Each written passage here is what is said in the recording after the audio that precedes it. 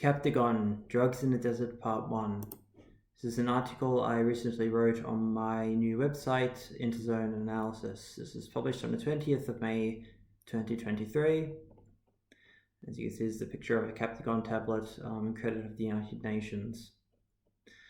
Abu al-Halayn, the father of the two crescent moons, is a rough transliteration of the Arabic street name for the extremely popular drug in the Arab states, Captagon.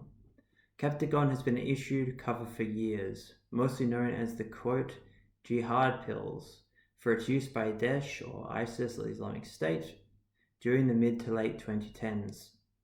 Its use at the time is well documented for both military purposes and its illicit sale out of the now scattered caliphate.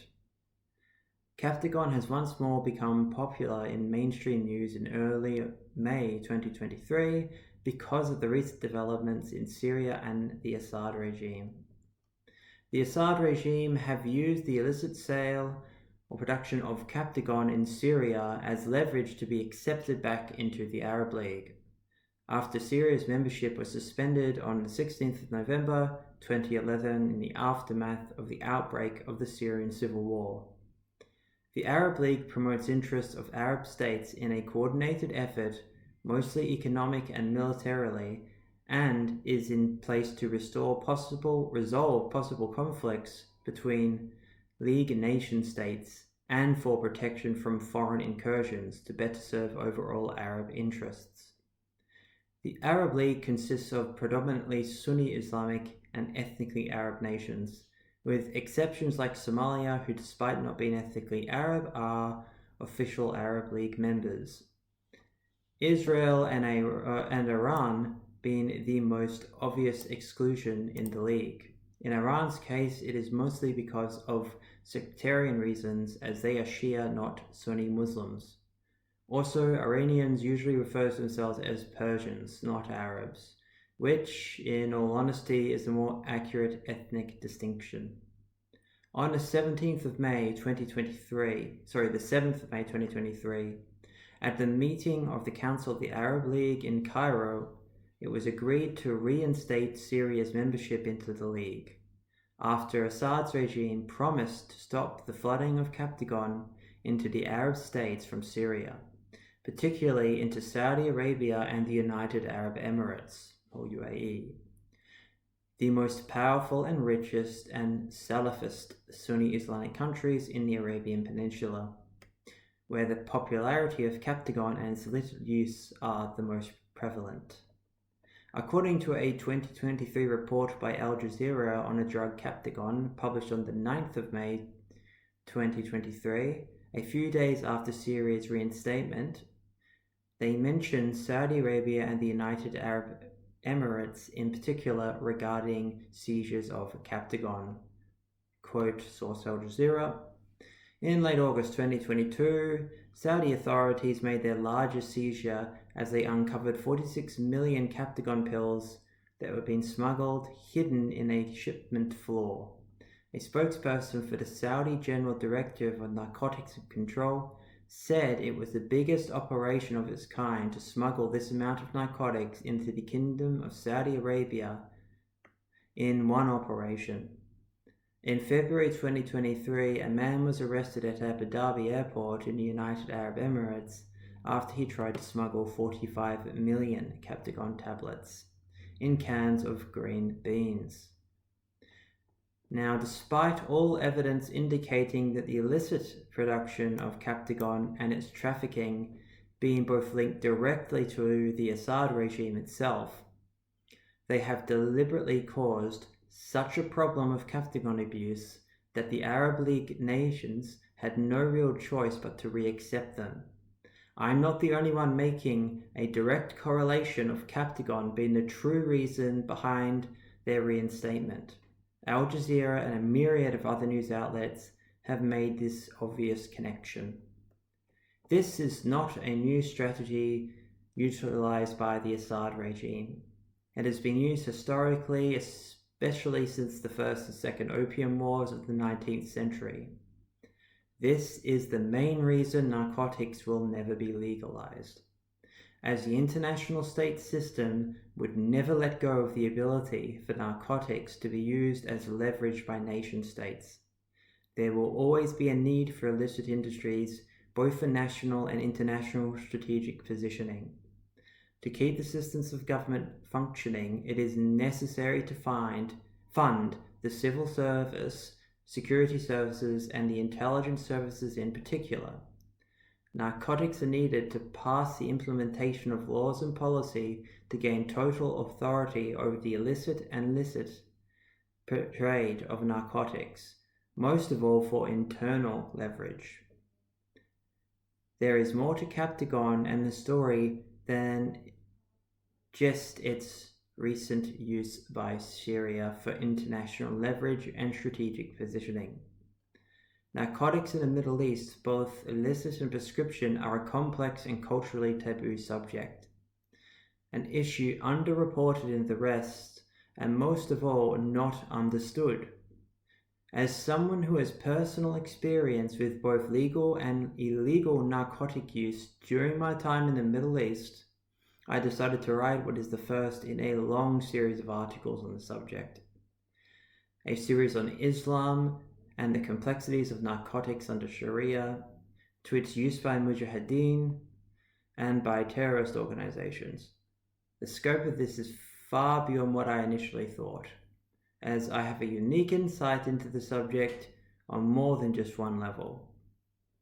Captagon purely being a trigger for this investigation. Welcome to Drugs in the Desert, an introduction.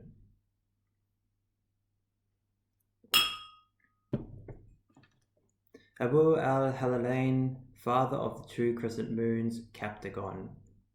Understanding speed.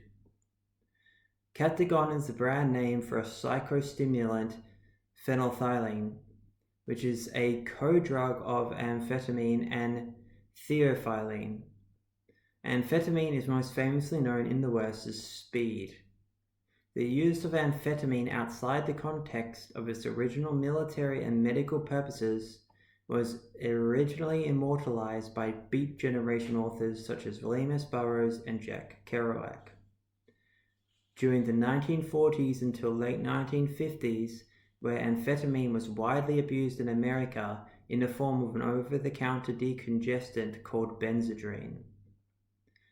Benzedrine was the brand name for amphetamine. It originally came as tablets and then later in an inhaler form. William S. Burroughs writes about the abuse of Benzedrine in his 1953 novella, Junkie, an underrated masterpiece of literature and journalism, in my opinion. In Junkie, Burroughs performs an almost scientific study of all the psychosocial effects junk had during the period. Now, junk being a broad label term for mostly morphine and heroin, but also used to refer to all opiates in general. Despite Junkie being predominantly a book on Burroughs' morphine and heroin addiction during the 1940s, he goes through essentially all the popular narcotics of the time. As most heroin addicts, despite having a strong preference for heroin, become polysubstance abusers, mostly as a necessity to deal with withdrawal and the depressions and other psychological and physical illnesses induced during periods of heroin sobriety experienced by chronic users. Benzedrine or amphetamine was the main narcotic other than junk referenced in the book, and its abuse was prolific during the period and was used chronically by many junkies, including Burroughs himself. The use of Benzedrine by the Beat Generation was not just for purely recreational purposes.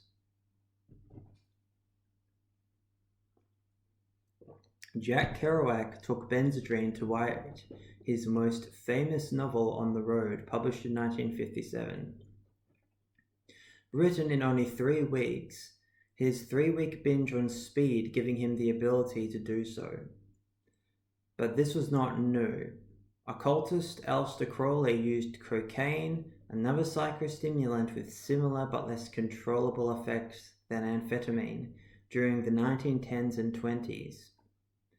Aleister Crowley was the first person other than Sigmund Freud that I know of to chronicle the abuse or use of cocaine, available over the counter at the time for the purposes of performance enhancement. When out of money, Crowley would ghostwrite books on astrology, writing 16 to 18 hours a day with 4 to 6 hours rest until the work was finished. Aleister Crowley, as usual, being a pioneer in realizing the potential of narcotics as tools and not just recreational intoxicants. He used them over 30 years before Jack Kerouac made it famous and popularized to use psychostimulants by literary figures to write in a superhuman capacity. The use of amphetamine or speed and amphetamine-type stimulants, ATS, has become the staple of many writers and journalists. Its performance-enhancing ability to be able to write huge amounts of material in extremely short periods of time for extended periods of time has become an invaluable tool for 20th century journalists in particular. Many have historically needed to use amphetamine to write long and extensive articles in short time frames for unreasonably quick expectations of publication.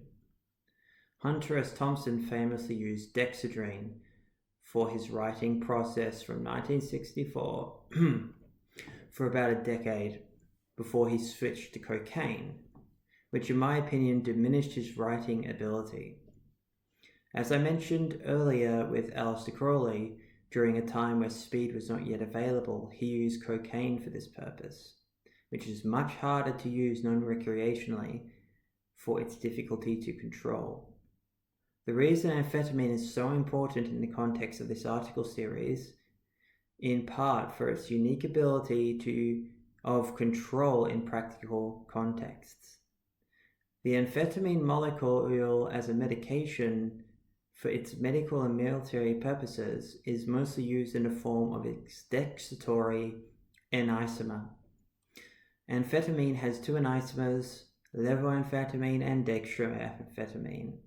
The dextratory N-isomer exhibits more profound effects on the central nervous system than levoamphetamine.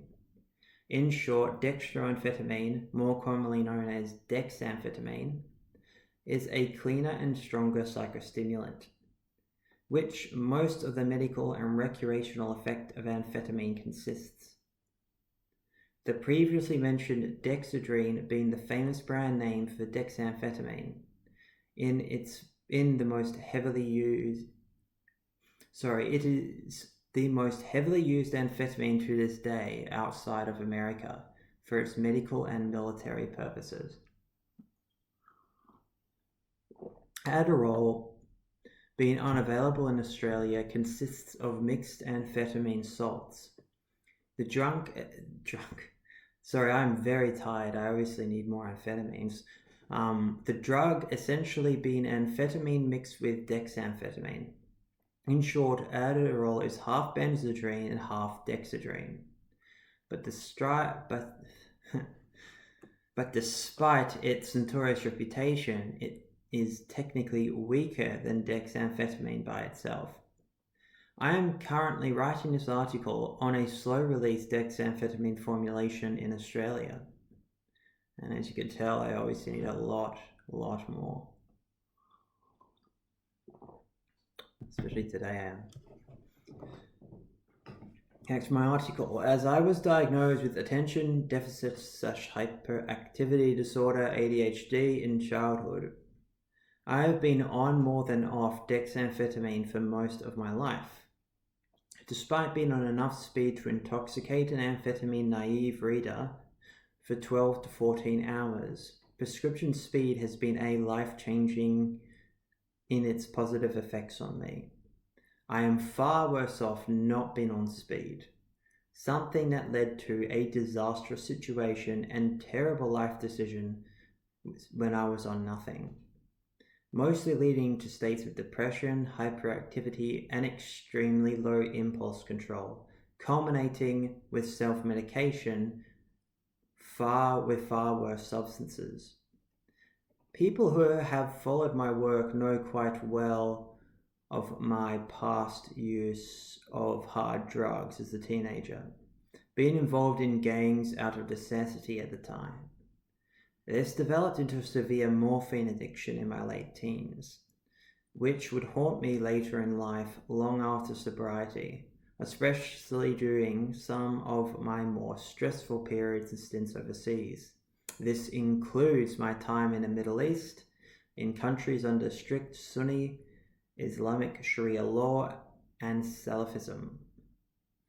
The cyclical reoccurrence of my morphine addiction culminated with a terrible relapse during a Heart of Darkness style period in Central South Asia, where I was embedded in a strict Sunni Islamic communities. This is a picture I took in one of those places. I'm not going to say where. Picture I took in Central/South Asia, heavily intoxicated on morphine during my quote Heart of Darkness period. As you can see, I couldn't even hold the camera right. It was without taking blurry pictures. That is interesting, a very interesting picture.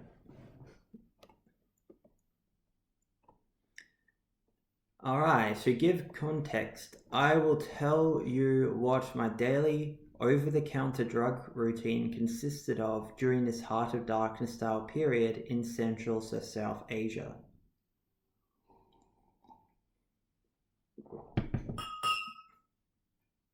1. 10-gram bottle of Multani Kamani Vidran Ras with Kasar tablets and Unani medicine, traditional Islamic medicine from South and Central Asia, that consisted mostly of opium. Tablets taken in inconsistent intervals throughout the day until the bottle was empty. 1 box of Ruminorph 10 morphine sulfate, 10 milligram tablets. 100 tablets, a large quantity spread out in 4 doses orally over the day, and the remainder taken in inconsistent intervals. 3 Atarax hydroxyzine hydrochloride tablets, an antihistamine medication, which I used mostly as an opioid potentiator to increase the oral bioavailability and metabolism of morphine when co-administered, to make the morphine stronger.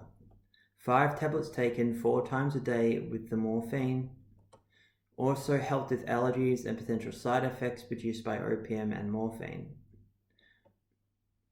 Crispredol, 500 milligram tablets, mostly known as Soma, which is a sedative hypnotic muscle relaxant similar to barbiturates. I took 2 500 milligram tablets with the 4 main morphine doses, used as an opioid potentiator along with the Atarax. Now, I took this on top of my prescription medication, which was taken normally. I was only interested in abusing opium and morphine, while chain smoking 2 to 3 packs of Saudi Arabian Marlboro Red cigarettes a day. The situation occurred in an extreme context years ago in Central/South Asia, which I can't go into for both personal and private reasons. It's a picture taken somewhere over there of Kamanai Red Awan Ras with Kasar, but this is just essentially opium. And this is a picture of the morphine tablets I was getting without a prescription. So 10 milligrams, 10 times 10 tablets, 100, which is about 1,000 milligrams of morphine a day. This is during the worst period, so it fluctuated. And this is the hydroxyzine hydrochloride tablets, 25 milligrams of Atarax, and there was a lot of those. which are used to potentiate the morphine. Potentiate. I have many more pictures, but I think the point has gotten across. Also a disclaimer, none of these photos of the drugs were taken in Australia. This was all taken in Central/South Asia and a few years ago. None of this of any relevance in the context of Australian law. Now back to my article. The point being that this reoccurring morphine addiction was initially a response to be taken off prescribed amphetamine medication at the worst possible time in my youth. This directly correlated to the development of the severe morphine addiction in my late teens, the effects of which have cycled in perpetuity in unexpected ways, reoccurring in times of extreme stress. Nothing else in my life has ever had this effect, only morphine. But it seems my quote heart of darkness time, as I mentioned above, marked the end of this cycle, and I have not relapsed into morphine addiction since, which is actually true. Yeah, the cycle, hopefully forever, has been broken. Foreign correspondence. Drugs are a tool, amphetamines in particular. You only develop an addiction to the degree I mentioned above if you let yourself. Controlled, it can be indispensable. In Junkie mentioned above, Burroughs makes the same point. Essentially, you only become a junkie because you have nothing else you wish to be. It becomes a life that replaces everything. In a way, a form of initiation. As controversial these ideas may be, they nonetheless have a point. Journalists and foreign correspondence journalists, in particular, are almost historically obligated to be alcoholics and drug addicts. It's very much part of the trade or a direct consequence of it, especially in law. Dexedrine is also mentioned by war correspondent Michael Hare in his 1977 masterpiece, Dispatches, which is a journalistic and literary novel of Michael Hare's experience in Vietnam as a war correspondent for Esquire magazine from 1967 to 1969. The book's first chapter begins with, quote, "Going out at night, the medics gave you pills. Dexedrine breath like dead snakes kept too long in a jar." Dispatches, Michael Hare.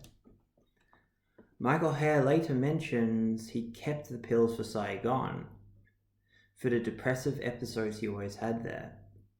More relevantly, Michael Hare mentions in Dispatches the use of Dexedrine or speed by LRRPs, a name derived from the acronym from the US Long Range Reconnaissance Patrol, or LRRP.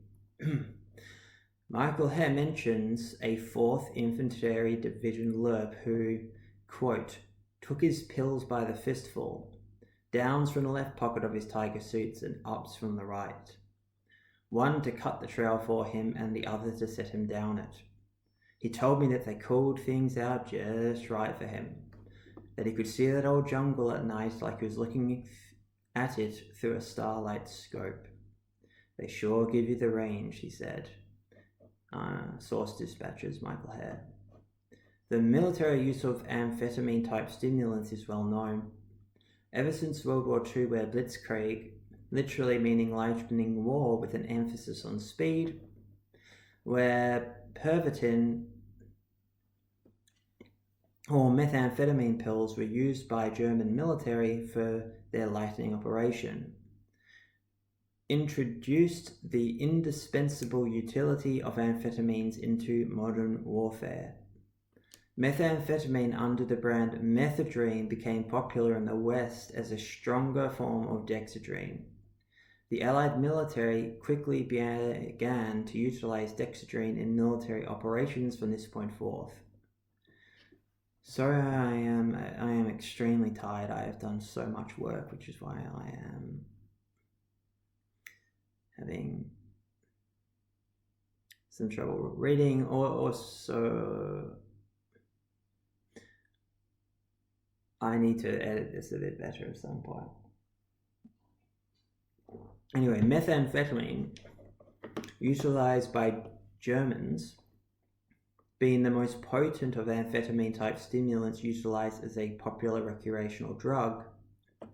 In fact, I believe that its street form, usually produced as slightly cloudy, clear rock-like crystals, is the worst drug to ever be unleashed onto the world. Captagon, however, I felt it prudent. Is no methamphetamine. However, I felt it prudent to give some context into the code drug's main narcotic ingredient, amphetamine, before commencing this long series of articles, and establishing its use outside of medically, and not only by the military, but also by journalists, literary writers, and by proxy much of society. Something I didn't mention here, methamphetamine pills were over the counter in Australia until 1960s. People just didn't really know. Anyway, returning to Abu al-Halalain, father of the two crescent moons. Captagon was created with the intention of being a less addictive substance for drugs like dexedrine and benzedrine, for it includes theophylline, a similar chemical to caffeine, a drug useful for conditions like asthma. However, phenolphthalein or Captagon is just as abuse-worthy. The reverence of its street name in the Arab nations alone speaks volumes. The mixture of speed and caffeine derivatives in pills have become immensely popular, not only in the Middle East, but also in Southeast Asia. In Malaysia, there were extremely cheap and easy to buy pills known as shabu, yaba, and a red pill whose name I cannot recall. These psychostimulants were all street versions of Captagon, mostly mixtures of methamphetamine and caffeine. They were abused by many, mostly taxi drivers, were taking them in large doses to work longer hours, and for its euphoric effects. For a job they did not particularly enjoy, it made it better. It was so cheap, I had one driver give me a handful of those red, essentially Captagon tablets. In Malaysia. Malaysia consists of a 80% Sunni Islamic population, with their closest tie being with the Kingdom of Saudi Arabia, which is where I first found out about Captagon over 10 years ago. Captagon abuse, illicit production, trade in the Middle East is not a new problem, especially for Saudi Arabia and the United Arab Emirates. Nor is use of narcotics, their production, and deliberate distribution to the West in Salafist jihadism new either. This investigation has begun with Captagon, but there is far more to this, which will be published in the next part of this series on drugs in the desert. Written and edited and published by Interzone on the 20th of May 2023.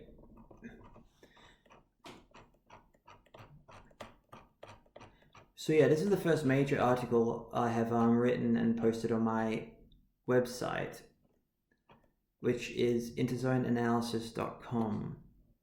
I highly recommend checking this out because, to be honest, I far prefer writing than making YouTube videos, and I'm more comfortable, I guess, in that medium.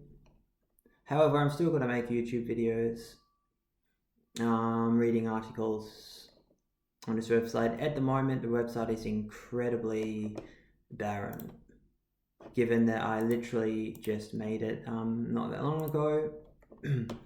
And it contains a few things, and the David Myatt interview. And another thing I want to briefly mention is I have a Twitter account called Interzone93. I highly recommend you following me on Twitter, because a lot of the interesting stuff that happens in the background happens on here, and you'll be alerted to all the different articles and things that I'm involved in, and also a lot of other interesting things. Ignore the fact that most of my followers are extremists. I can't control that. I don't mind. And this is essentially the direction I am moving forward with. So definitely check out my Twitter and my website, Interzone Analysis. And I also, because of circumstances within my life at the moment, have dramatically changed. I've been away for a long time because I got a very bad virus and I was out of the game for weeks and weeks. And I've only just recently recovered, one of the reasons why I am so exhausted. And yeah, my situation has changed. I no longer need to be as careful in a sense of politically and things like that, as I'm no longer involved in any way, shape or form with anything establishment based, I guess you could say, normie stuff. And I'm no longer involved at all in the field of international relations, and I cannot go into any of this. So, as I thoroughly enjoy doing investigative journalism, returning to this field of work, I have made a Patreon, and there's only one tier, and it's for $3 a month. Most of this is inside jokes, referring to Naked Lunch by William S. Burroughs. As you can tell, I'm very, very influenced by William S. Burroughs. I put this up because I would like to make this full-time. I am not monetized, and being able to, anything that can help would be amazing. And either way, I'm still going to be continuing to do this. And yeah, I hope you enjoyed this video. People have asked me to make a blog or publish written material for a very long time, and so yeah, I'm finally doing it.